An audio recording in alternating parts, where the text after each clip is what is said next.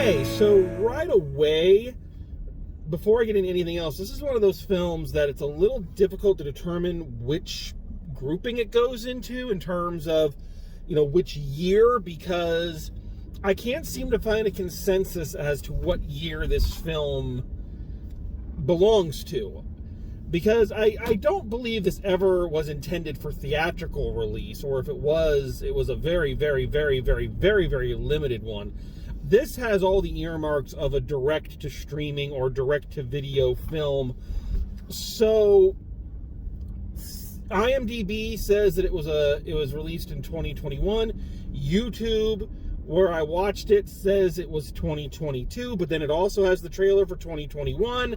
So, I'm saying 2022 because, number one, again, I have the feeling this is a direct-to-streaming release with no intention of a theatrical release, so therefore release dates are a little wonky anyway. And secondly, because it's my fucking show. I'm the master of time and space on this YouTube channel. They are but playthings. Look upon me, ye mortals, and tremble at my might. I determine when films are released. I determine when they are reviewed. It's my will, not yours. I'm the God. I'm the God. You know what, Stewie? If you don't like it, go on the internet and complain. Okay, so that's pushing it a bit. So anyway, that's why I'm counting this one in the 2022 releases. So, this is one of those films I kind of just came across. Ever since 2020 and the 2021 release schedules were just all messed up, I've become a frequent checker of YouTube just to see which movies they've released for their direct-to-rent platform, because you find some hidden gems in there. Outside Story was found there this past year. I also found one of the worst movies of the year, American Traitor. So you never know what you're going to find. And I saw the trailer for this one and went, oh, okay, that's a neat little concept. Let's take a look and see how it came out. So if you haven't heard of this film, which odds are you haven't, here's the premise. So our main character, Sophie, is a former professional skier, and through either natural causes or something they never quite explain, she has gone blind.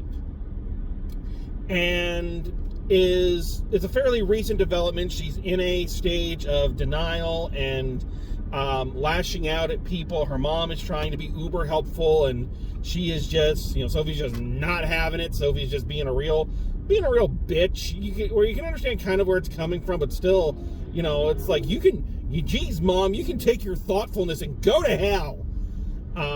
But anyway, Sophie is eking out a living as a house sitter who robs her clients. She goes through the house and finds something valuable and steals it, because no one, as she says, who's going to suspect the little blind girl. So she gets this job way out in the middle of nowhere, house sitting for this rich lady. And in the middle of the night, the house is broken into by a small band of robbers, and Sophie has to rely on this app called See For Me, where, it's basically you're on a video chat and the person sees through the phone and directs you where you're supposed to go, where she connects with Kelly, who is a former Army officer for some reason, and they never really get into it, demoted and reduced to IT duty, who is doing this as a side gig, who basically talks her through the survival and the hiding and fighting, like she was, piloting a first-person shooter. We established that Kelly is a gamer. Her computer setup is all gaming, and, we see her playing a first-person shooter when we first meet her, so, she's in her element.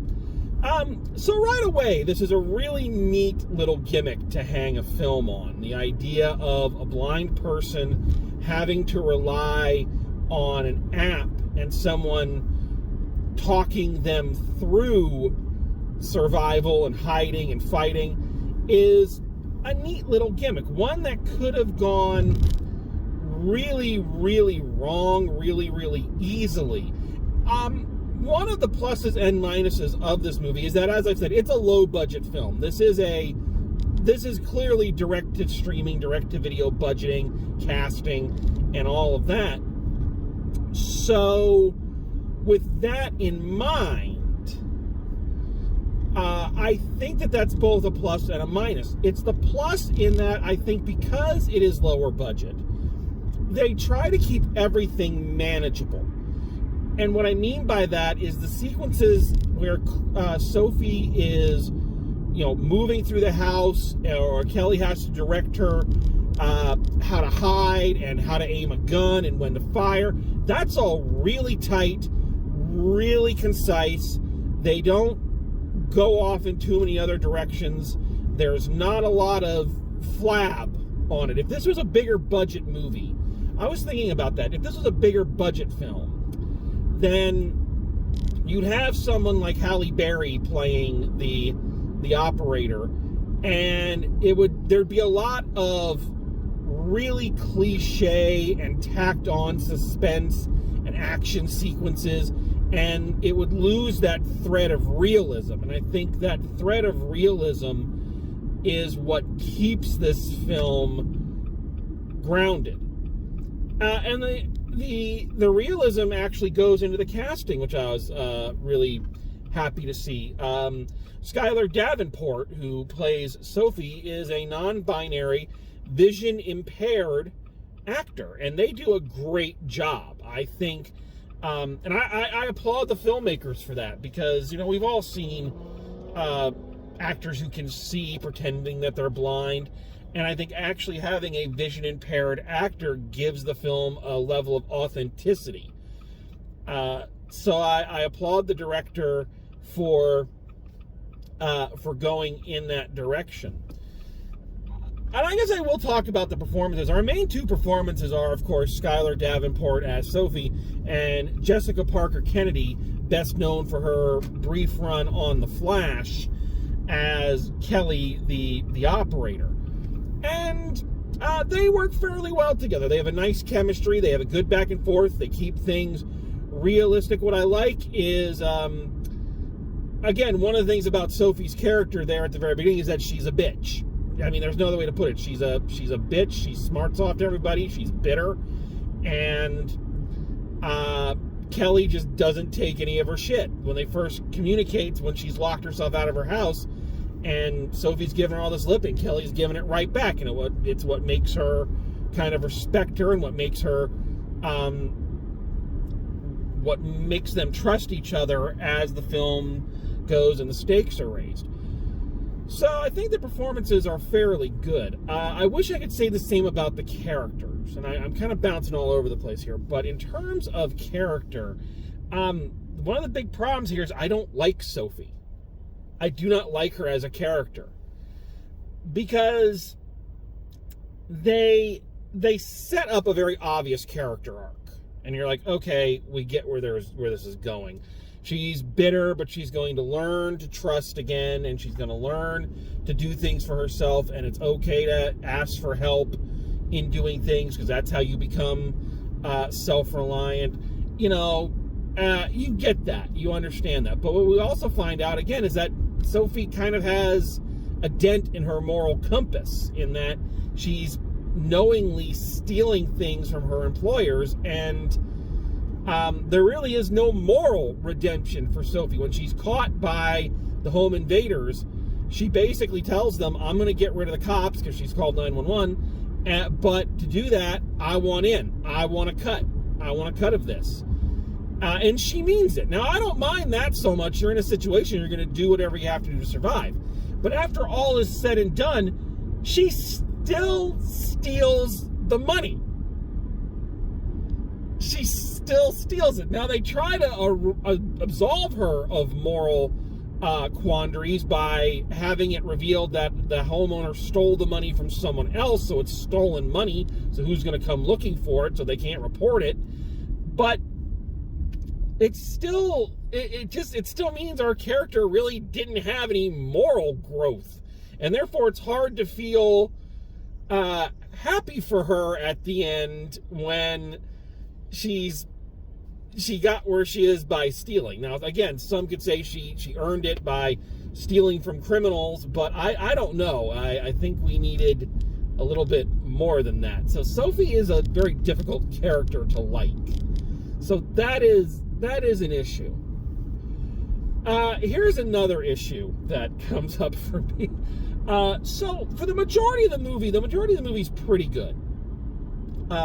Very tight, not a lot of flab on it. And again, that comes from being a lower budget picture. You have to keep things manageable. You can tell they had one location. They had a limited amount of time to film in, so they're gonna get it done and make it clean. I appreciate that, and it keeps the movie tense and keeps it interesting. But then towards the end, after Sophie has escaped the 3 on-the-ground villains, the mysterious leader of the gang, who has only been communicating through the cell phone, enters the house. And they go through this big deal of only showing the person's feet and then showing their hand and then kind of their point of view. Like, they're not showing you. Like, they're really trying to gear up that this is some kind of mystery. Who is the person? Who is the man behind the curtain? Who set up all of this? And they get in there and they reveal... Our mystery guest is... Who's that? We have no fucking clue who this person is. No fucking clue. Never seen them before. And I remember sitting there watching it as they're trying to trick us, going, this can't be a mystery because they haven't introduced any other characters it could be.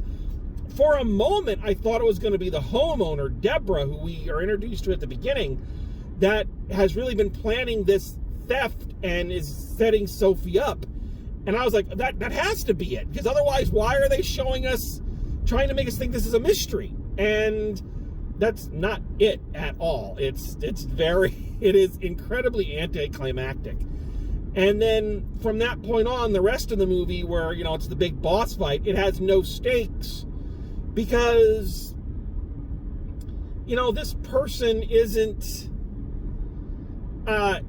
set up as a big bad. They don't have any kind of advantage over Sophie other than the fact that they can see, and by that point her phone battery has died, so she's on her own. But aside from that, he has no advantage to kind of make him the final boss. And again, he's someone we just now met. So, this isn't Hans Gruber.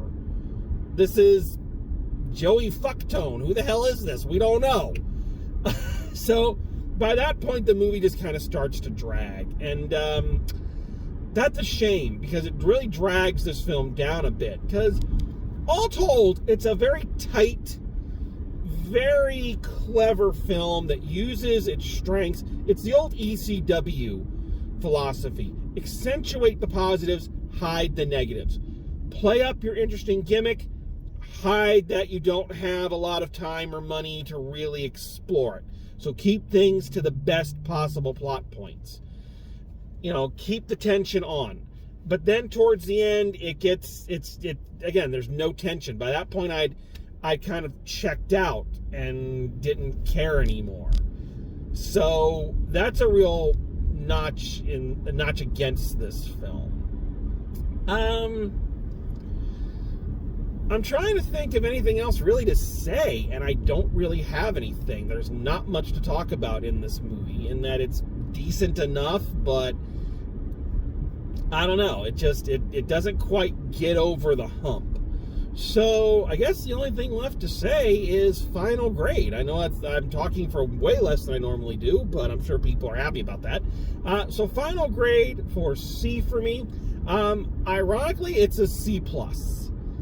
C+. It's not a bad film by any stretch, and I really appreciate the kind of down and dirty, on a budget, make a movie feel of it. And I think the performances are very well done, and I think the gimmick works in its favor. But the ending and it goes on a little too long, and no moral redemption really for our main character kind of drags it down and leaves it in the direct-to-streaming area. A good movie, I don't know if I'll ever rewatch it. So there you are. Quick little review for a quick little movie. So check it out if you're kind of into that kind of thing. All right, so there you have it. Yeah, so thanks for joining me for this quick little review. I hope everybody is staying safe and warm. And as always, drive safe, and I will see you at the movies.